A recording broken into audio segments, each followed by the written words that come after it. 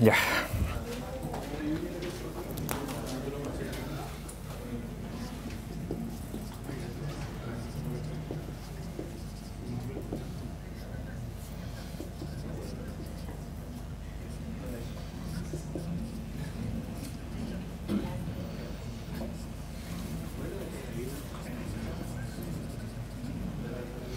Ok, entonces hasta aquí hemos visto los tipos básicos de C, ¿no es cierto? Que son como los tipos primitivos, que son todos los enteros, desde chars hasta longs, etcétera, todos los floats, ¿no es cierto? Floats, doubles, etcétera, y los punteros, que son punteros a todo lo anterior, ¿no es cierto? O sea, en el fondo, direcciones de memoria que apuntan a cualquiera de los tipos anteriores, ¿eh? Entonces, esas son las tres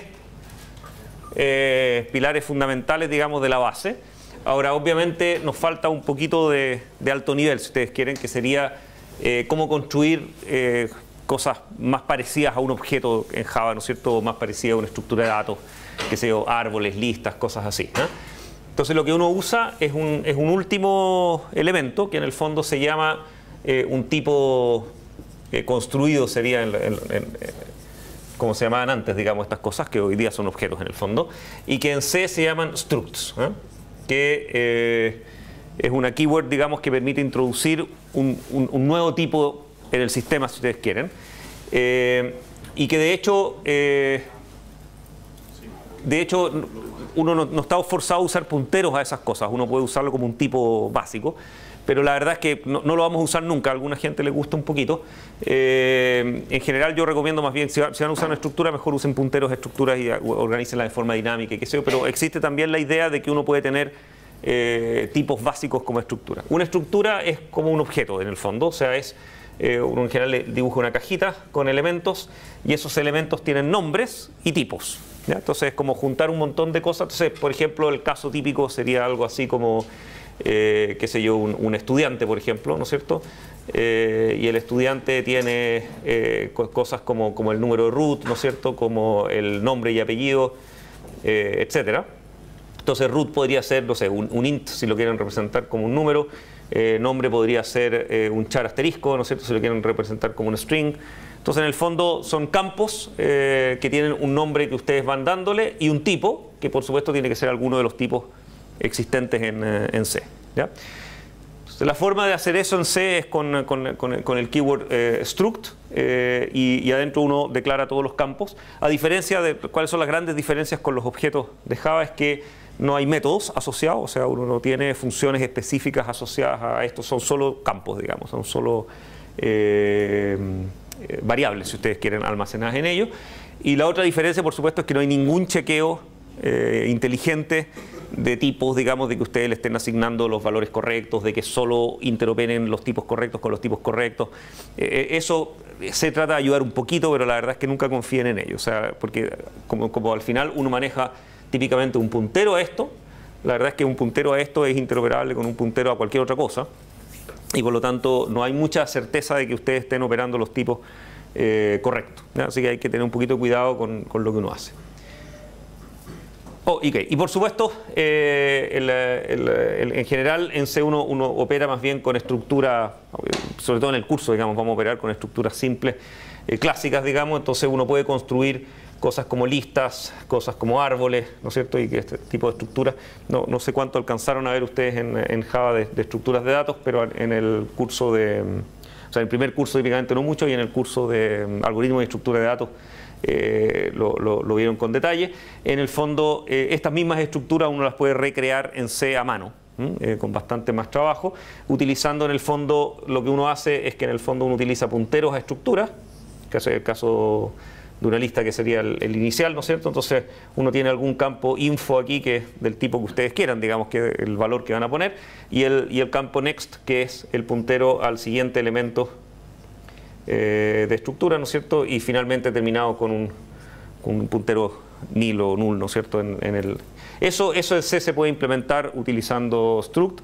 La forma más simple, tal vez lo único distinto es que se puede, pero no es fácil el que el campo info sea genérico. Lo vamos a ver después, o sea, cortito después, poco rato después. En general uno hace listas de algo, o sea, por ejemplo, listas de ints, listas de floats o listas de punteros. hacer una lista de objects, ¿no es cierto? No es tan trivial, pero se va a poder aprovechando el tema de los punteros, digamos, aunque es bien simplecito lo que uno hace. Entonces, en general, la programación típica de uno en realidad es más bien hacer listas de algo específico y uno reescribe todos los códigos y todas las cosas 10.000 veces. Entonces, la notación del caso de allá, por ejemplo, por supuesto no se muestra mi propia incoherencia, no se llama info, sino que se llama val en mi ejemplo. Este es el campo donde va el valor real, digamos, que yo estoy tratando de poner. Vamos a definir que es un entero por ahora para hacerlo más fácil. Entonces, en C, en cualquier momento del código afuera de todo función o qué sé yo, yo puedo introducir esta declaración con la cual yo estoy diciendo voy a crear un nuevo tipo de datos que es una estructura. El nombre de ese tipo es nodo. El tipo queda nombrado de aquí para adelante como struct nodo, ¿ya? Nodo es un nombre de variable, o sea, es el nombre que ustedes quieran, ¿ya? Struct, en cambio, es una palabra reservada, por eso aparece en verde ahí. Entonces, en el fondo, ustedes están diciendo, voy a declarar un nuevo tipo de datos que se va a llamar struct nodo, que adentro, entre los corchetes estos, declaro todos los campos que hay adentro de ese objeto, todos los valores y los tipos que tiene, ¿eh? Entonces, en particular, tengo un campo que se llama val, que es de tipo int, y tengo un campo puntero, next, ¿no es cierto?, que es un puntero a otro elemento del mismo tipo. Es una especie de definición recurrente, ¿no es cierto?, es un poquito recursiva en ese sentido. Si esto no fuera un puntero, el compilador les alegaría, porque en el fondo no pueden hacer una estructura que contenga a sí misma adentro del espacio, porque obviamente eso se transforma en una especie de estructura infinita, y por lo tanto no es ilegal. Pero si ustedes ponen que es un puntero a eso, ahí les acepta, porque el puntero sabe de qué tamaño es y por lo tanto no necesita almacenar el espacio para la estructura, sino simplemente va al puntero. Entonces, ¿qué estamos declarando con eso? Estamos declarando al compilador que cuando yo declare algo de tipo struct nodo, él tiene que crear algo del memoria que sea suficientemente grande para almacenar un int y para almacenar un puntero o una dirección de memoria a alguna parte. ¿Ok? Entonces, dependiendo de la arquitectura, eso va a ser una mayor o menor cantidad de bytes, pero yo sé que lo único, o sea, es de tamaño fijo y calculable, ¿no es cierto? O sea, cuánto ocupa un int y cuánto ocupa un puntero, ¿ya? Que el puntero sea a struct nodo, a string o lo que sea, en realidad a él le da lo mismo. Él lo único que necesita es almacenar el puntero, ¿ya? Entonces, a pesar de que es como raro usar adentro de un tipo el mismo tipo al que estoy definiendo, no hay problema en el sentido de que eso es simplemente un puntero, ¿eh? Y por eso es que los objetos de un cierto tipo también pueden contener objetos de ese mismo tipo en los lenguajes orientados a objetos, porque en realidad los objetos son punteros a objetos, nunca es el objeto mismo, ¿eh? Ya, entonces eso es la declaración clásica. Y después, ¿cómo se usa esto? Se me olvidó, no sé si alcanzaron a verlo cuando vieron punteros a strings y cosas así. Existe un puntero mágico que es una constante en C, digamos, que se llama null, que es lo que uno usa para marcar que este es un puntero vacío, digamos, nil en el fondo, ¿eh? Se llama null así en mayúsculas y en la mayoría de las implementaciones null vale 0, ¿ya? Pero no confíen demasiado en ello, ¿eh? No está garantizado, ¿no? Y eso es interesante que si ustedes lo miran, digamos, uno puede reconocer después los punteros null porque normalmente tienen el valor 0, que normalmente es una dirección ilegal de memoria. O sea, cuando ustedes tratan de referenciar la dirección 0 en la memoria de ustedes, normalmente eso en los sistemas modernos. En los sistemas antiguos no era así, ¿eh? En los sistemas antiguos la dirección 0 de memoria existía, uno escribía y era feliz de la vida, y después de un tiempo se da cuenta que había corrompido alguna parte de la memoria de uno, ¿eh? Hoy día, por razones obvias, digamos, el compilador trata de generar que el espacio donde apunta null no sea válido, de modo que si ustedes tienen un puntero null y tratan de ir hacia donde apunta null, el programa se caiga ahí y no se caiga mucho después porque ustedes alteraron una zona rara de la memoria, ¿eh? A pesar de que ustedes se van a enojar porque el programa se cae, en realidad es muy bueno que se caiga justo cuando ustedes usan null y no 10 minutos más adelante en un lugar totalmente aleatorio porque una variable tiene un valor que ustedes no tienen idea de dónde salió, ¿eh? Es importante que se caiga justo cuando ustedes lo hacen. La mayor parte de los errores de ejecución que ustedes van a tener jugando con punteros van a ser porque se llama dereferenciar, cuando uno en el fondo la dirección de memoria que tiene Q, ustedes dicen yo quiero ver lo que hay ahí, si Q valía 0 y ustedes dicen yo quiero ver lo que hay en la dirección 0, el programa se va a caer en ejecución y va a decir están tratando de accesar a una dirección ilegal, porque no está dentro del espacio de direcciones de ustedes. Entonces null es un puntero también. Sí, es un puntero y es un puntero inválido, entre comillas, ¿no es cierto? O sea, que está alojado en memoria. Claro, o sea, a ver, null es una constante, en realidad, y todas las constantes están en memoria también, ¿no es cierto? Pero la idea es que es un valor constante que apunta a una dirección inválida en la memoria, ¿está bien? O sea, que el día que tú digas, yo quiero ir a ver qué es lo que está apuntado por null, el programa se va a caer porque te va a decir, eso no es legal, ¿ya? Ya, ¿qué más? Entonces, ¿cómo se llama? Estas estructuras, digamos, de datos enlazadas, etcétera, uno normalmente tiene siempre uno puede verlas como uno puede verlas como una estructura iterativa y uno la recorre así como una especie de while, for o algo por el estilo, o uno la puede ver como una estructura recursiva porque en el fondo si definimos qué es lo que es una lista, ¿no es cierto?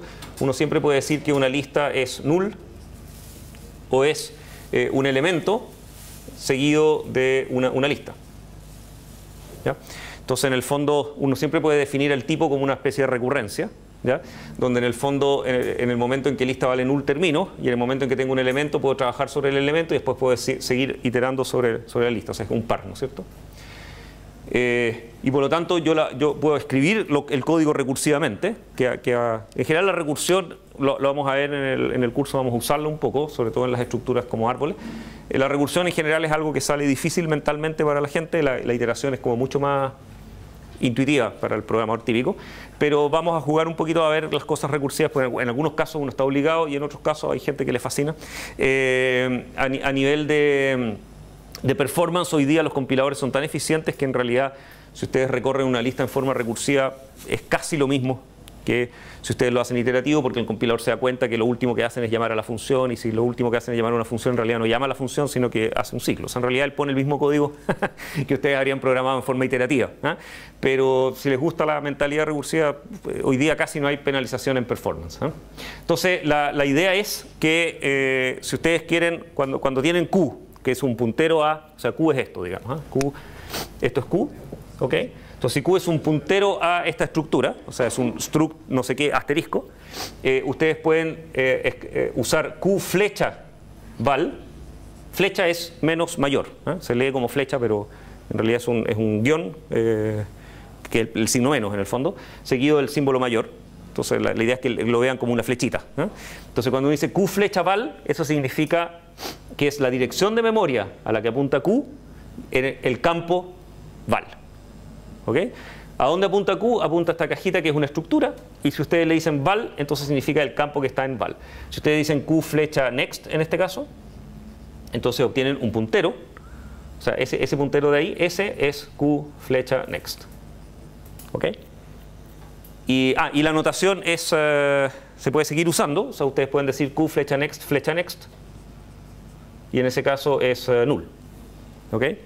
Es Q, lo apuntado por Q, su campo next, que es un puntero, y el campo next de este, que ahora es null. ¿Okay? Entonces uno puede ir construyendo, digamos, en la notación esa secuencia. Uno tiende a acostumbrarse con el tiempo, al principio es un poco raro, y tiene la prioridad correcta, el menos mayor es un operador, ¿no? En realidad, ¿no es cierto? Lo que estamos diciendo es lo apuntado por esto en su campo next, y lo que contiene ahí, de nuevo, lo apuntado por eso, etcétera. Es una serie de operaciones, pero uno... creo que es más fácil leerlo nomás y decir, ok, lo apuntado por Q, el campo next, y como el campo next es un puntero, a él también le puedo aplicar el operador flecha.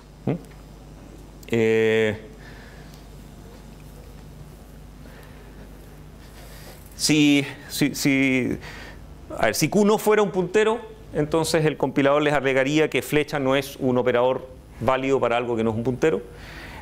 Si Q fuera un puntero a una estructura distinta que no tiene un campo next, y ustedes ponen Q flecha next, entonces el compilador en tiempo de compilación les va a reclamar next, o sea, la estructura nodo a donde declaramos que apuntaba Q no tiene un campo con ese nombre.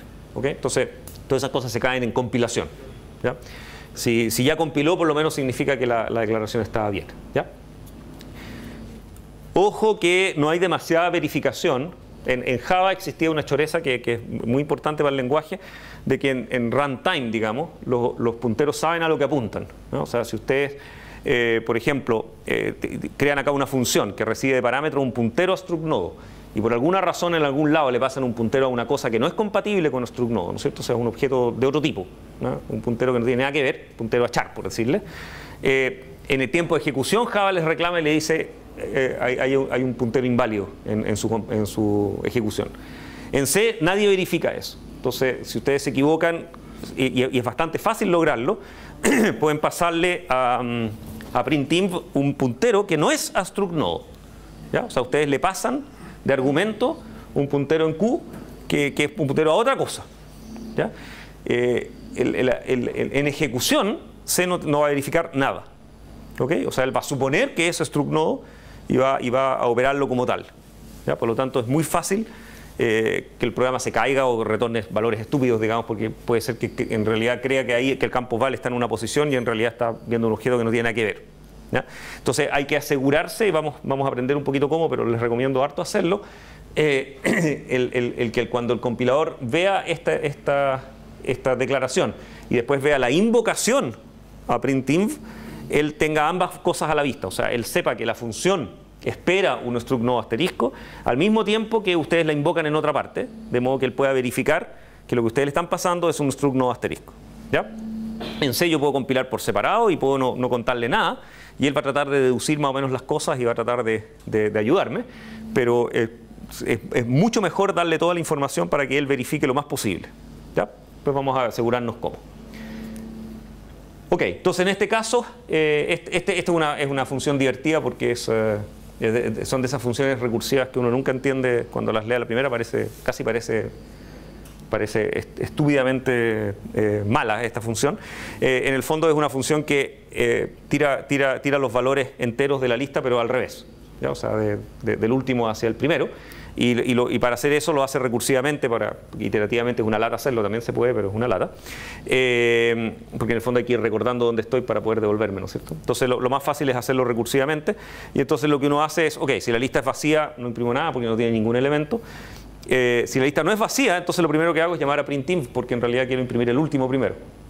¿Okay? Y si yo supongo que printinv está correctamente escrito, que es lo que hay que suponer cuando uno escribe programas recursivos, entonces cuando él retorna ya ha imprimido todos los valores desde el último hasta el que me toca a mí.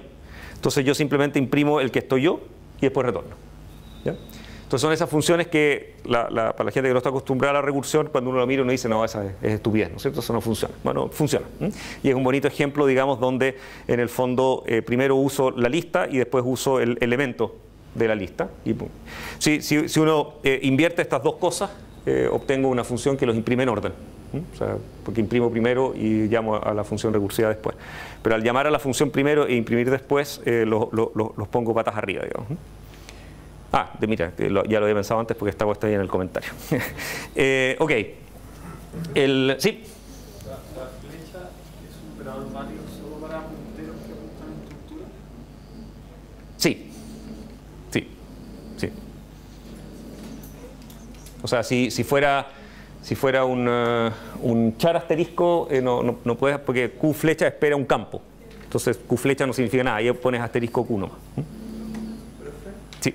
¿Las estructuras se pueden inicializar con variables? Yo puedo poner struct no, paréntesis algo, ¿o no? ¿Cómo sería? ¿Sí? ¿Cómo sería? Tú dices poner algo así como struct no. Para inicializarlas con variables, un paréntesis. Ya, tú dices algo así como... No, sería más como un objeto, o sea, que tú pudieras decir struct nodo P igual algo, por ejemplo, una cosa así.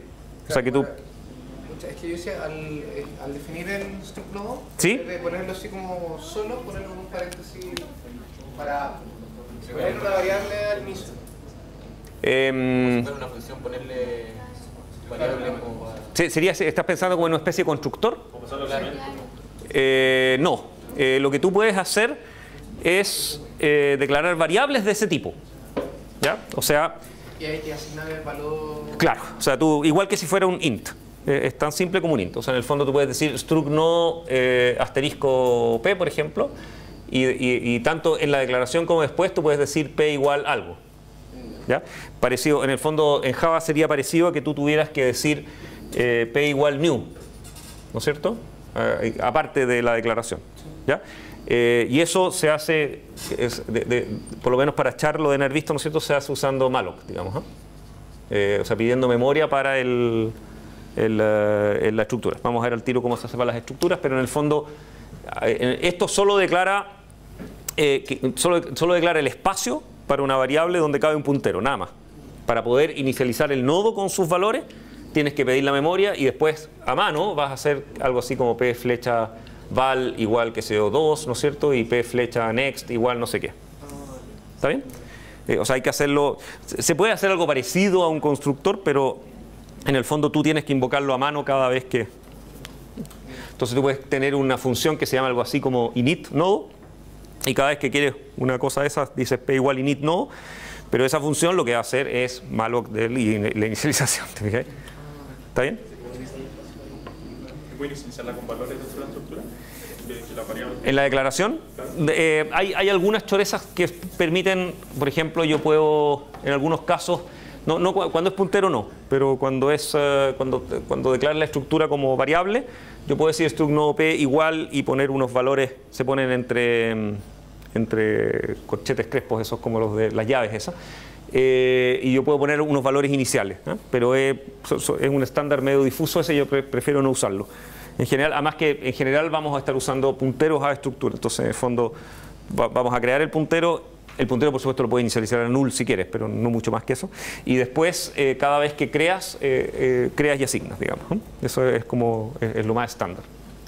¿Sí? ¿Por qué hay una D ahí? ¿Dónde? El printf. El printf, ya, eso está bien, buena pregunta. Printf es esa función sí que es del año del ñauca. Esto es de la época, en el fondo, a ver, ustedes en Java están acostumbrados a usar una cosa tipo print o println, ¿no es cierto?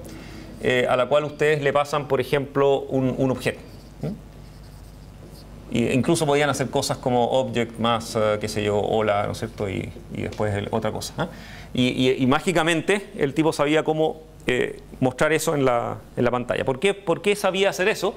Porque object es una estructura que tiene un método que dice cómo se transforma en string en el fondo, ¿no es cierto? Y si no la tiene, se aplica la que hereda de su padre, en fin. Entonces, como el objeto trae asociado su tipo, print sabe cómo mostrarlo en string, ¿ya?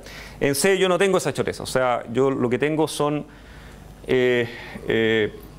¿cómo se llama? Tipos, ¿no es cierto? Básicos, y punteros a tipos que son valores, pero que no tengo. O sea, si a ti te pasa nada más que el puntero, tú no tienes cómo saber qué tipo es esta cosa.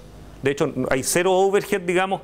En Java, de verdad, todo tipo tiene un puntero al principio que apunta a la clase, y la clase es algo que está en memoria y que dice de qué tipo es, qué métodos tiene, o sea, está lleno de información asociada alrededor de un objeto. En C no hay nada más que lo que tú dijiste, ¿ya? Lo cual es hiper eficiente, por supuesto, pero hace que no tienes cómo saber de qué tipo es esta cosa si no te lo dijo el programador, si tú quieres, ¿ya? O sea, si a ti tú haces una función que recibe un puntero, pero no sé a qué, y quieres descubrir qué es lo que es, estás perdido. No hay cómo saberlo, ¿ya? En cambio, en Java era re fácil, era cosa de ir a preguntar a la clase y decirle a la clase de qué tipo es usted, y si por último no sé qué tipo es, por lo menos tengo un método print que va a saber cómo mostrarlo, ¿te fijas? Entonces, el caso de print, lo que se hace es lo siguiente. Print recibe primero un string, que se llama un formato, ¿ya? Que en el fondo es decirle cómo quiero yo que salga el mensaje y de qué tipo son los argumentos que le voy a pasar, ¿ya?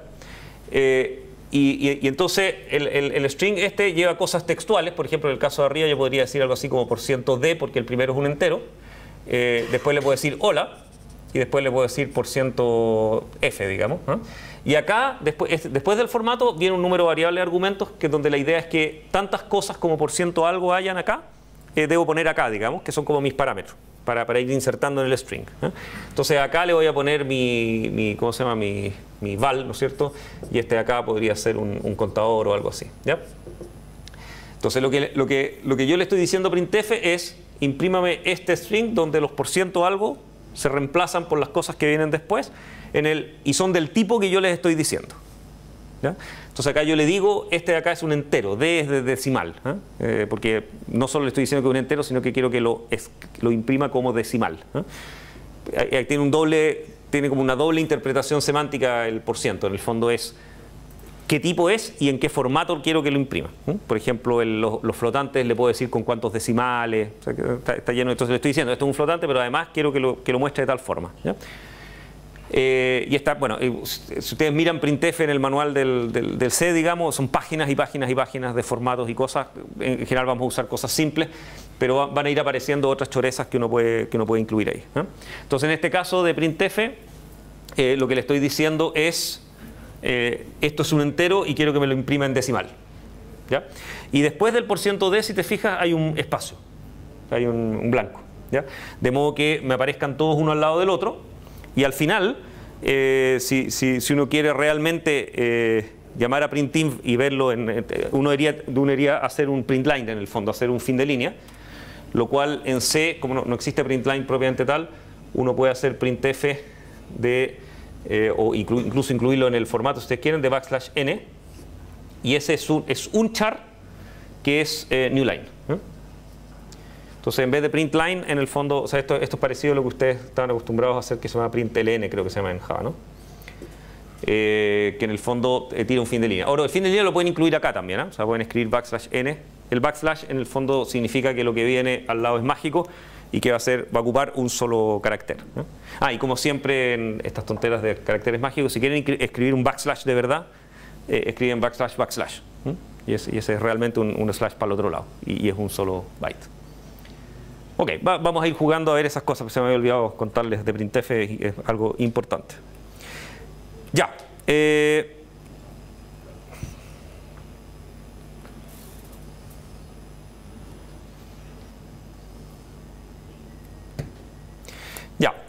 ¿Cómo se pide memoria para estas cosas? La idea es la siguiente, la función new, digamos, entre comillas, de Java, en C se llama malloc, de memory allocation, y de nuevo no tenemos tipos y no hay cómo decirle de qué tipo quiero que sea esto. En realidad lo que recibe argumento es cuántos bytes de memoria yo necesito, ¿ya? Y como yo en realidad no sé cuántos bytes de memoria necesito, uso entonces siempre el operador sizeof. Sizeof es un operador en C, o sea, yo puedo decir sizeof una variable, ¿eh? y me retorna de qué tamaño es eso. De hecho, puedo usar sizeof de una expresión, ¿eh? Si la expresión me retorna algo, me dice de qué tamaño es ese algo. Sí. ¿El espacio que requiere una estructura no es la suma de los bytes? No necesariamente. No necesariamente, porque a veces por razones de arquitectura le gusta alinear los campos en borde de entero, por ejemplo, porque en muchas arquitecturas es más eficiente pedir lo apuntado por un múltiplo de 64 bits, por decirte, que los bytes del medio. Entonces a veces a C le gusta rellenar con 0, a veces la estructura queda más grande que la suma de los bytes, ¿ya? Y en general hay que hacerle caso, porque normalmente es porque de verdad es más eficiente direccionar esos campos que la memoria que te ahorráis por poner las cosas al medio, digamos. Así que no hay que confiar que es la suma. Lo que uno hace entonces es decirle sizeof. Ahora, esta es un poquitito rara esta notación, pero uno se acostumbra. En C, un tipo puesto entre paréntesis es como en Java también se usaba, ¿no es cierto? Es como un cast, ¿no es cierto? O sea, yo estoy diciendo la expresión que viene a continuación es de tipo struct nodo, ¿ya? Ahora, esta notación es bien divertida, porque en el fondo le estoy diciendo la expresión vacía que está acá, porque no hay nada, es de tipo struct nodo, ¿ya? Y por lo tanto él me va a retornar el tamaño de esa expresión, que va a ser el tamaño de struct nodo, ¿ya? Ahora, como eso es medio estúpido y en realidad no hay para qué pensarlo así, sale más fácil pensar sizeof casi como una especie de función a la cual ustedes le están pasando un tipo de argumento y retorna el tamaño de esa función, es el tamaño de ese tipo, ¿ya? Pero en realidad no es eso lo que están escribiendo, pero suena bien, ¿eh? Entonces en el fondo uno pone sizeof de un tipo y él me retorna los bytes que necesita, y por lo tanto malloc me va a entregar un puntero a ese tamaño de memoria, ¿ya? Entonces L, que yo recibo acá, siempre va a ser un puntero al tamaño suficiente para almacenar esa estructura, ¿ya? Esto de acá es un cast, de verdad. O sea, malloc en la definición como malloc no sabe de qué tipo son las cosas que él retorna, su declaración oficial en la biblioteca estándar y qué sé yo, es yo retorno punteros, ¿ya? Y como L es puntero a struct nodo, alguien me va a reclamar, usted le está asignando un puntero inválido a este porque no es del mismo tipo, Entonces la forma de asegurarse, yo en el fondo, cuando ustedes escriben esto, le están diciendo al compilador, mire, yo sé que esto no es compatible, pero no me importa, yo quiero que usted no reclame. ¿Ya? Eso es en el fondo lo que le están diciendo. ¿Ya? Yo sé lo que estoy haciendo, eso es lo que le están diciendo. ¿Ya? También lo pueden ver algo así como que ustedes están transformando el puntero a struct node asterisco, pero por supuesto de eso no hace nada, si el puntero es el mismo. ¿Ya? Lo único que le están diciendo es, no se preocupe, haga como que fuera un puntero a esta estructura, créame, digamos, y por lo tanto se lo puedo asignar tranquilamente a L. Después con L ya no hay problema porque L está bien declarado como tal. ¿Ya? L está asociado a ese tipo struct node asterisco. A todo esto, si ustedes no ponen esto y lo asignan nomás, el compilador les da un warning, se llama eso, una advertencia se llama en las versiones en español. Las advertencias, los warnings de compilación no evitan que el código se compile y genere un ejecutable. ¿Ya? Simplemente le está diciendo hay algo raro, pero lo voy a compilar igual. Los errores, en cambio, son matadores, ¿no es cierto? O sea, entonces, cuando el tipo tira mensajes de error, ustedes van a tener warnings y van a tener errores. A lo largo del curso, para las tareas, les vamos a exigir que no acepten ningún warning. ¿Ya? La idea es que está prohibido que compilen con warnings. ¿Ya? ¿Por qué? Porque es una mala práctica acostumbrarse a los warnings. La mayor parte de los warnings son inútiles, son estupideces y en general no importan. ¿Ya? Pero si uno aprende a compilar con warnings, el problema es que después uno ya no los ve. Entonces ustedes tienen 2 warnings, 3 warnings y de repente aparece un cuarto y ya no lo van a leer ya. Y el cuarto puede ser importante porque les está diciendo que a lo mejor hay un error que después los va a afectar. Entonces es mucho mejor acostumbrarse a decirle, ok, yo sé que este warning no es importante, pero les voy a escribir este código de acá. En el fondo, si ustedes no ponen esto, les va a tirar un warning y va a generar exactamente el mismo código, no hay ningún problema. ¿Ya? Pero es una mala costumbre. ¿Ya? Entonces acostúmbrense y en el curso les vamos a forzar en las tareas. O sea, hay una especie de descuento por warning, digamos. La idea es que se acostumbren a eliminar esos warnings y a compilar sin ninguno. ¿Ya?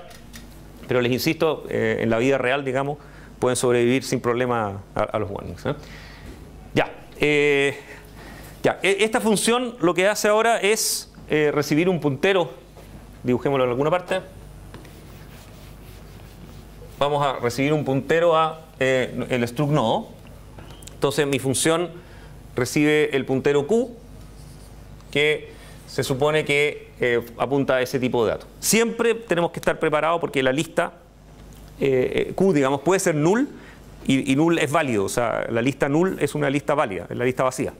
Por lo tanto, siempre la primera pregunta es si Q es null, digamos, para deshacerme de ese problema. Si ustedes se olvidan de preguntar esto, en cualquier minuto en que ustedes pongan Q flecha val, el programa se les va a caer cuando sea null. ¿Okay? O sea, está prohibido hacer Q flecha sobre un Q que sea null. Entonces lo primero que uno hace es descartar el caso null y una vez que ya lo hice no tengo más que preocuparme de que eso sea el caso. ¿Ya? Entonces la costumbre es siempre revisar que el puntero no sea el puntero nulo.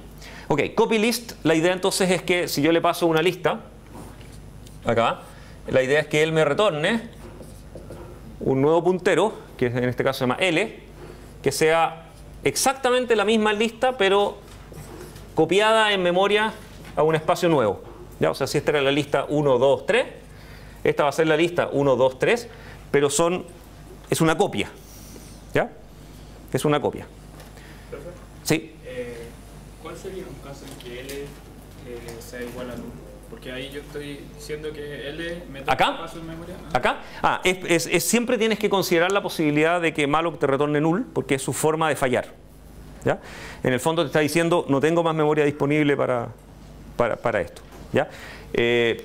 Desgraciadamente en C no hay una buena forma de fallar así con una excepción y que tú la puedas atrapar en otro lado y puedes ignorar. O sea, aquí estás obligado a cada vez que llamas a malloc testear qué te retornó y decidir qué hacer cuando no tienes memoria, que en general no hay mucho que hacer.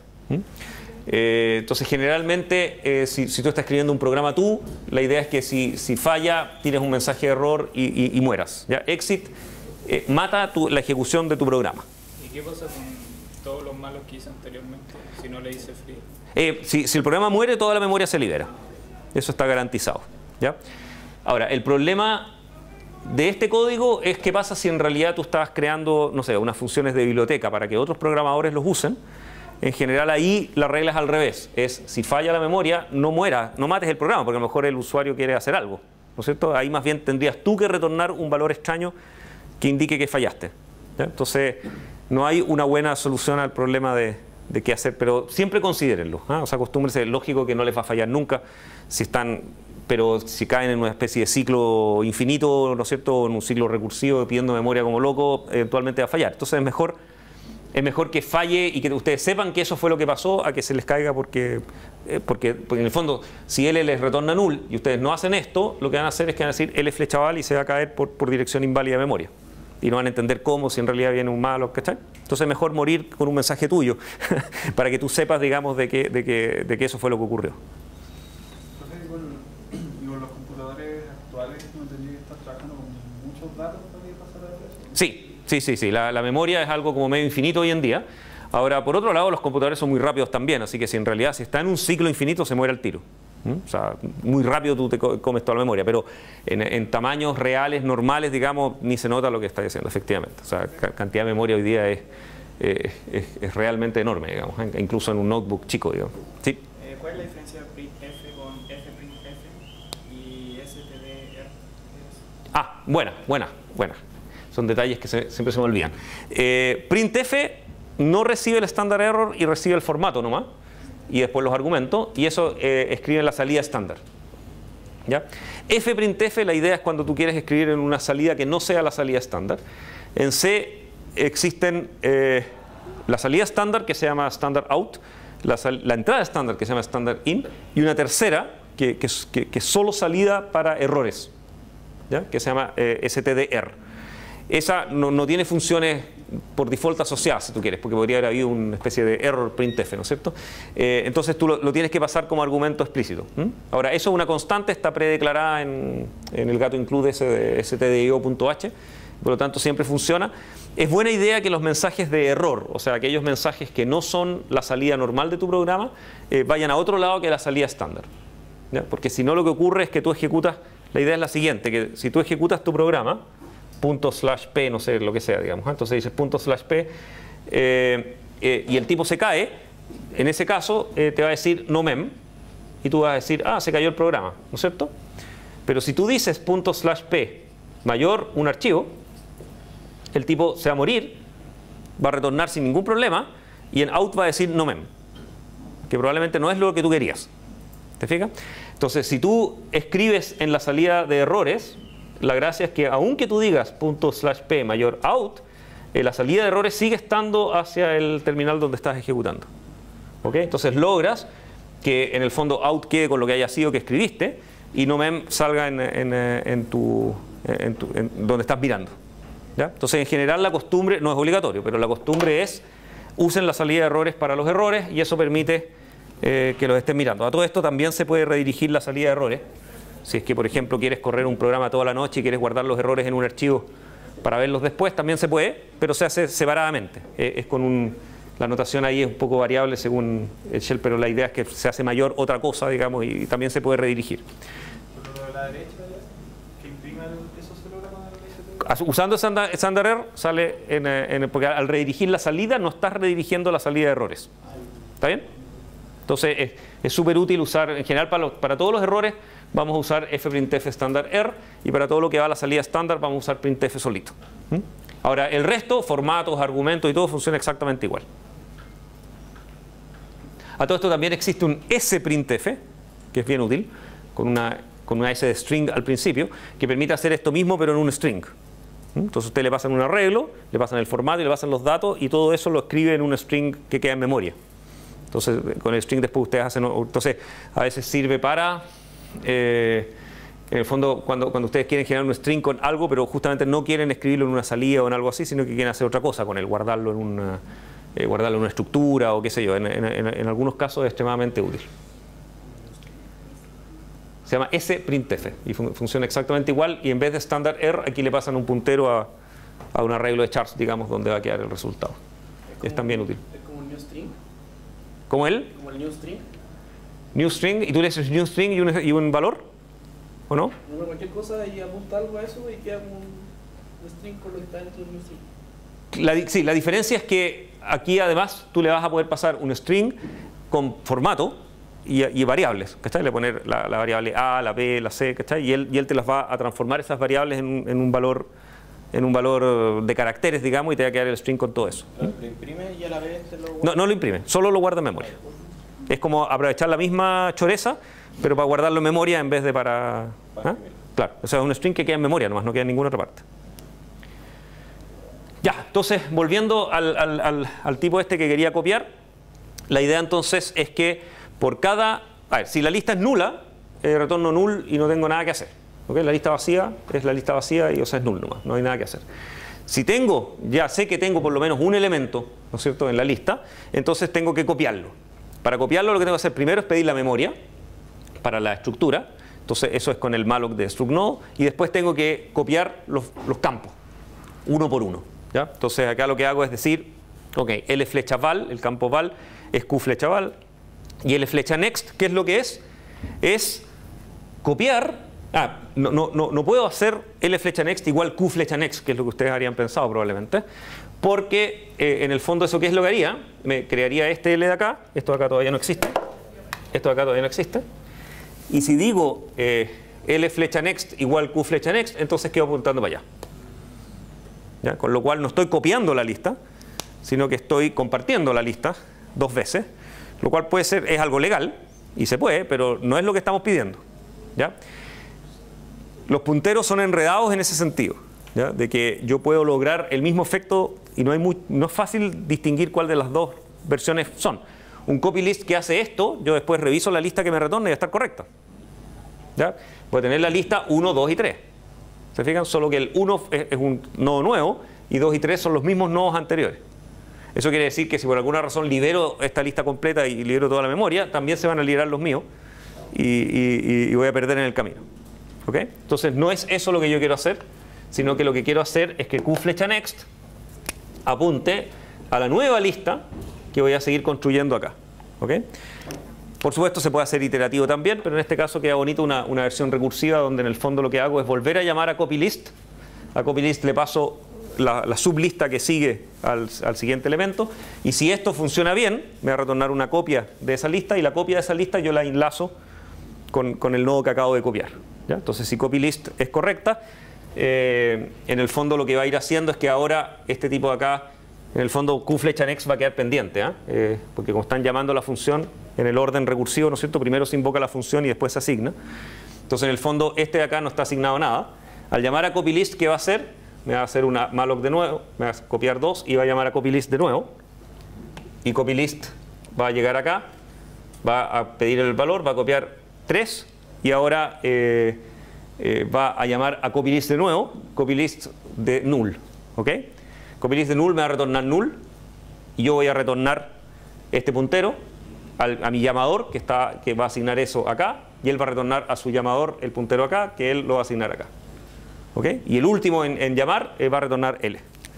Se me sigue olvidando que tengo que achicarle su timeout de apagar la pantalla. Ok, entonces esa secuencia efectivamente logra que sea una copia y no la misma lista. ¿Cómo pueden ustedes saber si están obteniendo una copia o si es...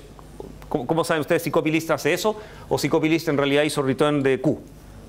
¿Okay? O sea, ustedes podrían hacer una copylist muy simple que llama copylist del nodo Q y ustedes retornan Q, retornan el mismo puntero, entonces obtienen la misma lista obviamente, solo que ahora es la misma lista, no es una copia de la lista. ¿Ya? Eso se puede hacer comparando directamente los punteros. ¿Ya? Todo el contenido va a ser exactamente igual, pero hay una igualdad más fuerte si ustedes quieren, que sería preguntar si Q es igual a L. ¿Ya? Entonces, si ustedes llaman una función con Q y les retorna un L, ustedes podrían ver, ya, pero Q no puede ser igual a L. Si son iguales, no solo son la misma lista estructuralmente, sino que además son exactamente los mismos nodos. ¿Ya? Pero, por ejemplo, Q, o sea, L, si desde el segundo... Ahí sería, Q sería distinto a L, pero Q flecha next sería igual a L flecha next. ¿No es cierto? Habría que revisar que toda la lista fuera distinta. ¿Para comparar las direcciones de memoria? Eso es exactamente eso. Eso lo que hace, cuando tú dices Q igual L, lo que hace es comparar que la dirección de memoria sea la misma. Entonces cuando tengo un puntero, una regla, Puntero, un arreglo. yo le hago más, pasa la casilla a la celda. Sí, tengo un ejemplo después. veámoslo después porque es un poquito... sale del tema de las estructuras, pero sí, efectivamente la idea es esa, que es como el próximo elemento, no el próximo byte, ¿no? ¿Y es independiente del tipo del arreglo? No, es dependiente del tipo del arreglo. Después lo vamos a ver, es cuando recorramos arreglos con punteros que se puede hacer también, ¿ya? Lo pasa, hasta aquí hemos usado charts para no enredar, pero en realidad se puede. Ya. Entonces, les recuerdo de nuevo, porque la discusión no es trivial en los lenguajes de programación, incluso en los lenguajes orientados a objetos, este tema es un tema. La idea entonces es que hay como dos definiciones de la igualdad, ¿ya? Y eso nunca es cómodo, ¿ah? Que en el fondo cuando yo digo esta estructura es igual a esta, hay dos versiones de eso. O sea, son la misma estructura en memoria, es la misma memoria y son los mismos nodos, o contienen lo mismo y tienen la misma forma, y entonces se llama la igualdad estructural, que es que dos cosas son iguales en su contenido, y la igualdad física, digamos, que sería que son el mismo objeto. ¿Ok? Entonces, con los objetos también se da la misma idea. Que dos objetos sean iguales, ¿significa que contienen lo mismo o significa que son el mismo objeto? ¿Ok? Entonces, la idea acá es que son el mismo objeto, significa son el mismo puntero. ¿Ok? Contienen lo mismo, significa estas dos cosas que yo las recorro, las comparo una a una y me dan el mismo contenido. ¿Ya? Ok. Free. Recuerden siempre entonces que en C la liberación de memoria no es automática, a lo cual ustedes se acostumbraron cómodamente en Java. En C la liberación de memoria están obligados a hacerla ustedes a manito, y significa que cada vez que piden memoria están obligados a liberarla, salvo que en realidad el programa vaya a terminar, como preguntabas tú, si ustedes hacen exit o el main hace return, toda esa memoria queda liberada en forma automática. O sea, una forma fácil de liberar la memoria es morir. Eso ahí el sistema desocupa toda la memoria que ustedes tenían y ahí no necesitan hacer nada, ¿ya? Sin embargo, es difícil esa administración de la memoria y liberar todo lo que ustedes tienen. Por eso se inventó la recolección de basura automática. Entonces, en general, en las tareas que nosotros les vamos a dar, sobre todo las primeras, les vamos a exigir que al morir el programa haya liberado toda la memoria. Y les vamos a usar una herramienta ad hoc que hace exactamente eso. Ustedes corren el programa con una herramienta al principio y la herramienta, cuando el programa muere, revisa si tenía memoria tomada todavía o no, y la idea entonces es que les vamos a exigir que hayan liberado toda la memoria, ¿ya? Sobre todo para que sientan lo difícil que es, ¿no? Es súper desgraciado como quedan bloques de memoria que uno no sabe de dónde salieron y qué sé yo. Es muy fácil olvidarse de pedazos de memoria. El otro problema de free es que no es recursivo, no hay ningún conocimiento de qué objetos son estos, etc. Entonces, si ustedes quieren liberar la lista, no basta con hacer free de L, ¿ya? Porque free de L lo que hace es liberar este bloque, pero nadie libera los bloques siguientes. ¿Ok? Por lo tanto, la liberación hay que hacerla también nodo por nodo, y hay que hacer entonces típicamente una función, ya sea recursiva o iterativa, que recorra la lista y la vaya liberando. Y además hay que liberarla con cuidado, porque una vez que liberan L ya no pueden tocar L. O sea, ustedes no pueden hacer algo así como free de L y después hacer, ok, L flecha next, y liberemos lo que sigue, porque perdieron L flecha next en el momento de hacer free, ¿ya? Lo peor es que el compilador no les va a reclamar nada, ¿eh? O sea, de nuevo, pero ahí en L flecha next puede haber cualquier cosa, porque free no solo libera la memoria, sino que usa esa memoria para escribir cosas. Así que adentro del bloque, después del free, ustedes tienen que prometer nunca más tocar ese puntero, ¿ya? Entonces, en el caso de free list, uno puede hacer una bonita... Esto es básicamente el problema, digamos, de hacer estas dos líneas. Es que si ustedes las invierten, la recursión es correcta en el sentido semántico, pero como L flecha next no lo pueden usar después de hacer free, es incorrecto en realidad. Entonces están obligados a primero recorrer y después ir liberando los bloques. Entonces en el fondo es como el printing, o sea, libero el último primero y después me voy devolviendo liberando los otros para así no perder nunca los punteros. Entonces primero llamo a free list y finalmente termino llamando a free. Y eso libera todos los nodos. ¿Qué pasa si uno hace free de un tipo, por ejemplo, un int o un chat, algo así? A ver, ¿qué pasa? Es un error, ¿no? O sea, tú no lo vas a liberar de verdad.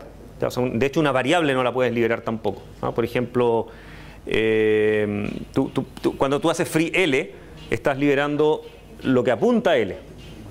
Pero la variable L sigue estando disponible. Tú acá, de hecho, puedes hacer L igual algo. ¿Te fijas? O sea, el L mismo, la variable, digamos, está disponible siempre. Es lo apuntado por lo que estás liberando, ¿ya? Por lo tanto, si tú haces free de un I, que fuera un int, digamos, lo que va a hacer es suponer que I es un puntero, y va a tratar de ir a la memoria apuntada por id, ¿no es cierto? y liberarla. Entonces, eso puede hacer absolutamente cualquier cosa, ¿no es cierto? Porque normalmente lo que va a hacer es que te va a decir que la memoria que estás apuntando es ilegal porque está fuera de tu rango de memoria. Normalmente hoy día la idea es que la memoria empieza en direcciones altas, o sea, la idea es que tu memoria, los punteros, si tú miras, si los punteros los imprimes como enteros, digamos, y miras qué valor tienen adentro, son números enormes. La idea es tratar que no sean números que normalmente tú estás usando. Ahora, por supuesto, puede ser que sí los estuvieras usando y puede haber un enredo ahí, pero normalmente son espacios disjuntos. La idea es que los típicos i, esos que uno usa para recorrer arreglos de tamaño 10, 100, 200, etcétera, nunca son punteros válidos. Ya. ¿Qué más me quedaba del ejemplo?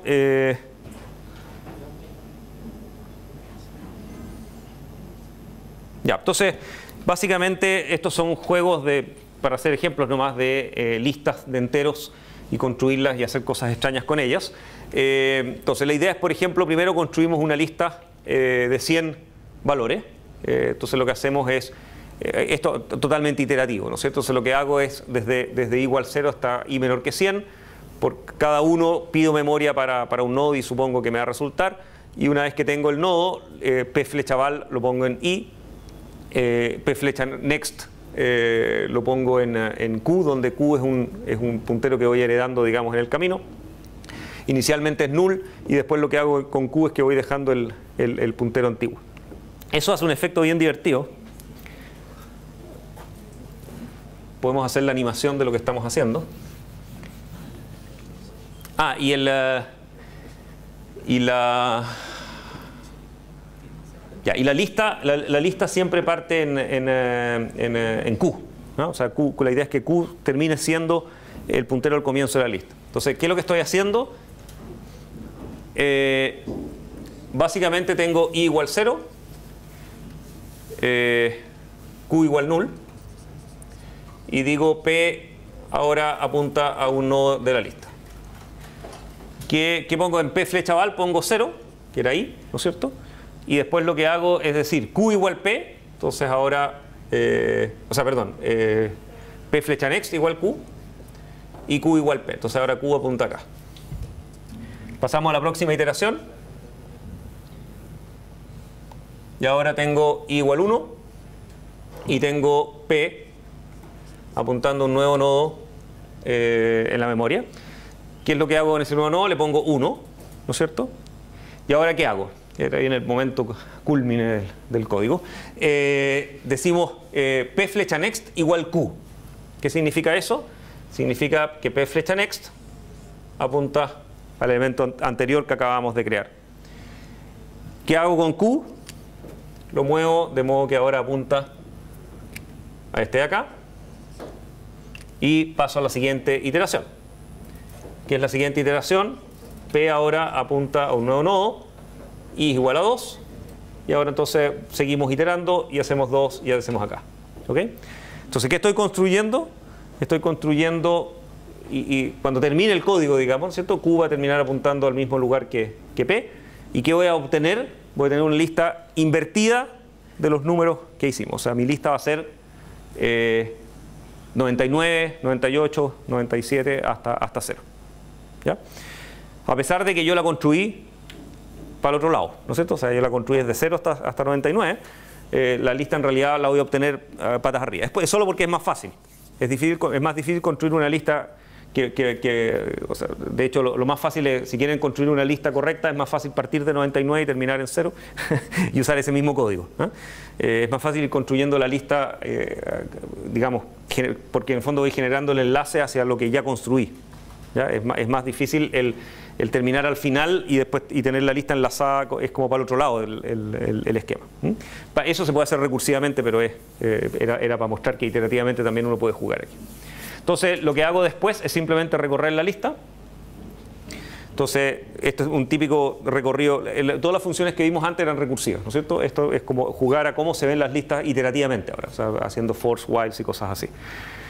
Entonces, en el fondo, la lista es, y ponemos todos sus valores separados por blanco, y finalmente terminamos con dos new lines para separar bien la lista, porque la lista es larga, 100 elementos ocupan harto espacio, así que es para que se note que ahí terminó la lista. Y van a ver entonces que están ordenaditos, ¿no es cierto?, al revés. Este es el típico recorrido de lista en un for. En el fondo inicializo P, es mi puntero con el que voy recorriendo. Q trato de guardarlo porque es mi cabeza de lista, es donde empieza, por lo tanto no quiero modificarlo. Entonces parto con P. El while siempre es mientras P sea distinto de null, y así no tengo que preocuparme de hacer P flecha algo, etc. Y termina siempre con esta idea de pasar al siguiente, como el I++, ¿no es cierto? Esto es muy parecido a un I igual 0, I menor que el máximo, I++, ¿no es cierto? Pero en un esquema de punteros, digamos. ¿Y ese P de ahí es el mismo P de ahí arriba o no? Sí, es la misma variable, pero como la inicializaste de nuevo da un poco lo mismo. Pero es la misma variable. Es como si hubierais dicho I igual 0 hasta 100 y acá de nuevo vuelves a decir I igual 0. ¿Cachai? Es la misma I, pero tiene un valor nuevo. ¿Ok? Es una variable que estás reutilizando nomás. Entonces estás borrando todo lo que tuvo antes. Ya se va a apagar. Ok.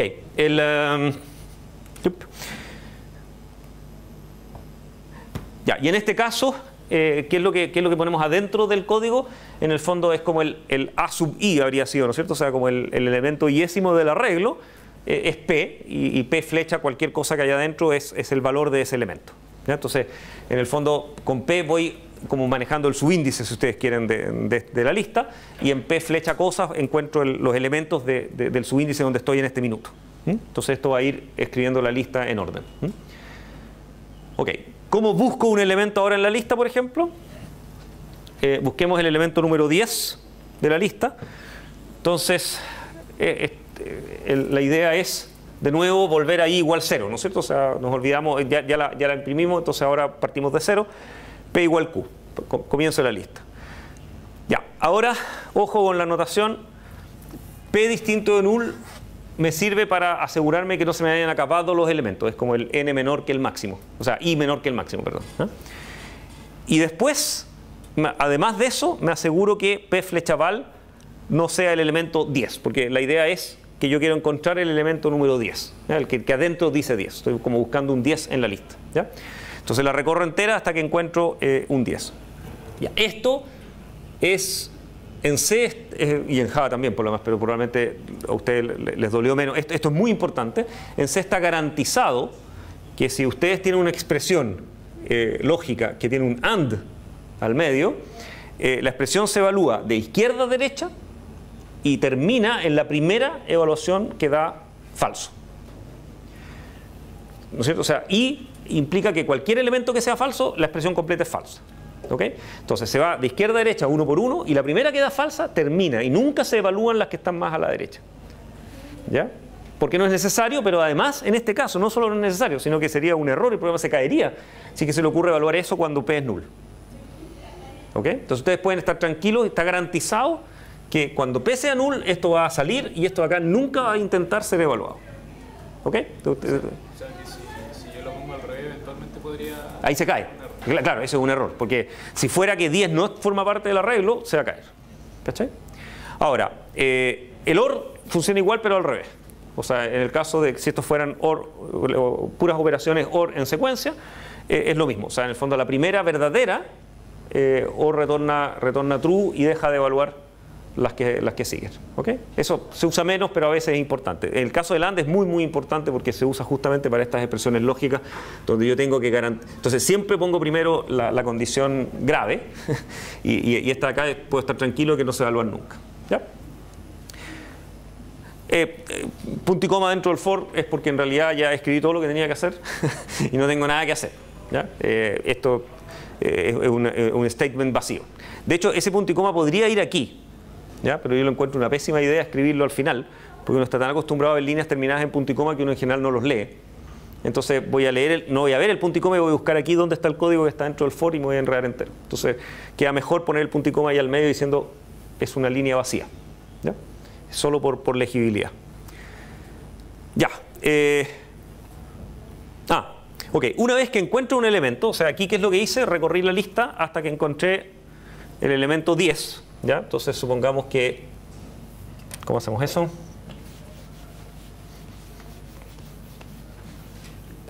Ustedes tienen una lista que viene de acá. ¿Ya? Y ustedes tienen P apuntando un elemento al medio de la lista. Y aquí adentro dice 10. ¿Ya? Porque así paramos, digamos, en la ejecución anterior. Entonces lo que voy a hacer es borrar el siguiente elemento de la lista. ¿Ya? Borrar un elemento de la lista no es simplemente escribir 0 en su valor, sino que es desenlazarlo de la lista. O sea, lo que yo quiero es eliminar este elemento. ¿Ya? ¿Cómo es la animación de eliminar un elemento? A todo esto, ¿por qué elimino el siguiente y no elimino 10? Es porque 10 en realidad no puedo eliminarlo solo teniendo el puntero L. ¿Okay? Porque para eliminar 10 necesito el anterior. ¿Ya? Entonces, o sea, puedo, pero tendría que recorrer la lista de 9, es una lata, digamos. Entonces, la gracia es que teniendo el puntero a 10, este lo puedo eliminar fácilmente. Porque lo único que tengo que hacer es saltarlo.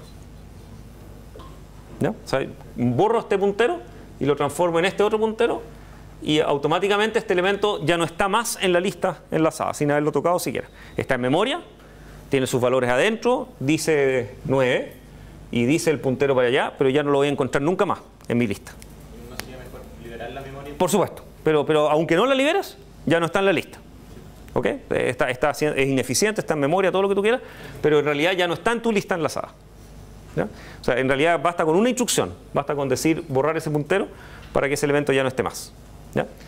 Entonces en este caso lo vamos a liberar, pero insisto, no es obligatorio liberarlo para que ya no esté. Es solo por civilidad, digamos, ¿cierto? Es por ser un buen ciudadano. ¿Cómo tendría que liberarse la memoria después, pero después se pierde? ¿Qué se hace primero? En este caso necesitas guardar el puntero antes. Sí, efectivamente. ¿Ya? Necesitas guardar el puntero en una variable auxiliar para después poder liberarla. ¿Ya? Porque tampoco puedes hacer free de eso y después pedir el puntero next, ¿no es cierto? Porque... ¿Ya? Sí. ¿No hay que declarar el tipo de AUX? ¿Cómo decir AUX es un puntero? Sí. Todos esos son del mismo tipo. P, Q, AUX y toda esa gente están declarados allá arribita y son todos iguales. Y tengo hasta un Q2 que parece, no me acuerdo si lo uso al final o no. Entonces, en el fondo, todas estas variables son nombres raros para el mismo tipo, que son puros struct no asteriscos. ¿Ya?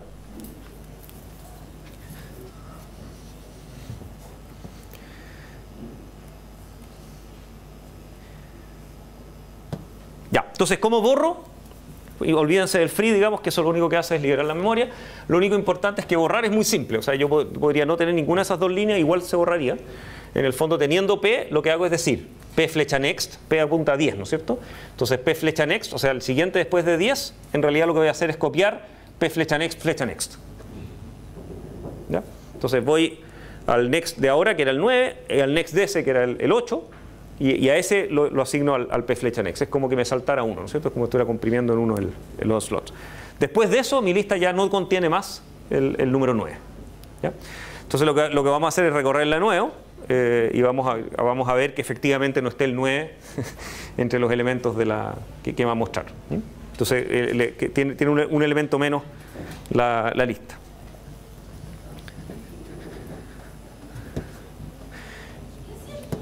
Si uso Q2 finalmente. Estamos en hora ya. Estamos en hora ya. Ya, y después es básicamente ejercitación de las funciones que escribimos. Teníamos el printinf. En el caso anterior, por ejemplo, ¿qué pasa si uno quiere borrar el 0? ¿Qué es el último? Claro. ¿Ya? Tiene que revisar antes si P next es null. No, funciona, sí, pero funciona igual. O sea, igual hay que pensarlo siempre. O sea, es buena tu pregunta en el sentido de que siempre hay que fijarse si funciona con el primero y con el último. Es parte del juego. Pero en este caso, a ver, el único caso en que no funcionaría es que P fuera el último. O sea, que no estás borrando el 0, sino que tú estás en el 0. Ahí efectivamente tienes razón, porque en el fondo yo diría... que P flecha next, que es sea P flecha next, y ahí se va a caer porque mi next era null. ¿Cachai? No sé si lo viste, veamos. Si P, veamos el caso tuyo primero, que ese sí funciona. Si fuera el 1, y acá está el 0, y tú estás borrando el 0, Ahí no hay problema, porque vas a decir P flecha next, es igual a P flecha next, que es null. Pero es que en el if la condición no verificaba que X next no fuera nulo, ¿no? Creo que no. No. ¿Te fijas? O sea, efectivamente, en este caso... Ah, sí. Esa. Tienes razón. Tienes razón. O sea, en el fondo estamos verificando que el 10 no haya sido el último elemento. ¿Está bien? Porque estamos borrando el siguiente. Entonces, efectivamente, pensé que no se me había ocurrido esa idea. Esto habría sido lo normal, que asegurarme que P no sea null, que nunca encontramos a 10, ¿no es cierto? Pero además de eso tenemos que verificar efectivamente que no estemos al final. Entonces ese no borra el último, sino que... Sí, no. Si tú estás en el penúltimo y quieres borrar el último, funciona. Pero si tú estás si el 10 fuera el último elemento, no puede, o sea, en primer lugar no tiene sentido borrar el siguiente, pero además, si no hubiéramos puesto esto y hubiéramos tratado de borrar el siguiente, se habría caído. ¿Está bien? Entonces, si efectivamente estás en el penúltimo borrando el último, funciona. Funciona mágicamente por el hecho de acá, de que en el fondo mi P flecha next vale null. Y null es un valor correcto que yo puedo copiar y lo voy a poner en P flecha next y va a quedar P flecha next como null ahora. ¿Está bien? En cambio, si P estuviera apuntando acá y ahora digo P flecha next, que es null, y a ese le aplico flecha next, ahí muero. ¿Te fijas? Entonces yo puedo llegar hasta null. Lo que no puedo hacer es aplicarle flecha a null. Ya. Y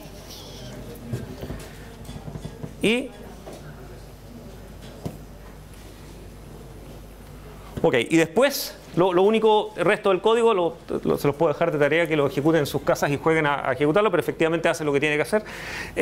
Básicamente usamos copylist para copiar la lista en una nueva lista que se va a llamar Q2, y después lo que hacemos es imprimirla, y después lo que hacemos es liberar ahora iterativamente. O sea, esta es una reimplementación de esto mismo, pero en función como iteración, ¿ya? Y acá hay que tener cuidado de que efectivamente hay que ir guardando los aux antes de recorrer para poder ir liberándolos en orden, ¿ya? Pero puedo ir liberándolos de izquierda a derecha, en cambio en FreeList los voy a liberar de derecha a izquierda. Ya, es para que lo disfruten. Nos vemos el martes.